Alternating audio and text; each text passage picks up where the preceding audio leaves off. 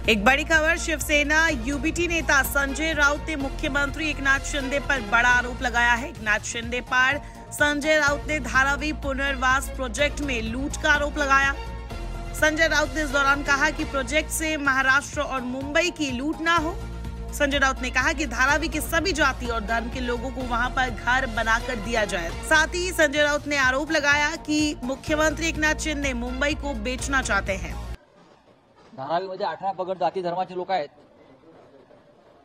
धारावीमध्ये अनेक व्यवसाय आहेत, गारमेंट असतील, चर्मकार समाज असेल, कुंभार असतील, इतर अनेक व्यवसाय करणारे लोक धारावीत आहेत। 8 लाख लोकांचा साधारण घराचा प्रश्न आहे धारावीतला आणि साधारण 500 एकरच्या वर ही जमीन आहे।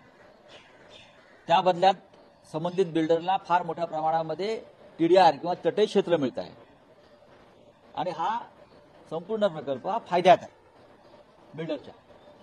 असं असताना धारावी पुनर्वसन प्रकल्प आणि पुनर्वसनच्या नावाखाली संबंधित लाडक्या बिल्डरला मुख्यमंत्री एकनाथ शिंदे, देवेंद्र फडणवीस, अमित शहा आणि नरेंद्र मोदी ही चौकडी मुंबईतले 20 मोक्याचे भूखंड यांना देत आहे।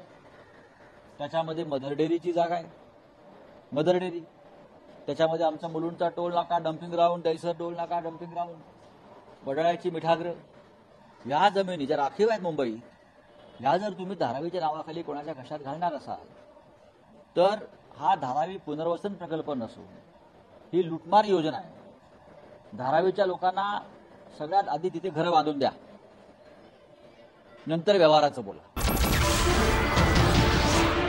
नमस्कार, मैं हूं मानक गुप्ता। अगर आपको हमारा ये वीडियो पसंद आया हो तो इसे लाइक और शेयर जरूर करें और हां, हमें सब्सक्राइब और फॉलो करना ना भूलें ताकि आप देश और दुनिया की कोई खबर मिस ना करें। तो जुड़े रहिए हमारे साथ और देखते रहिए न्यूज़ 24।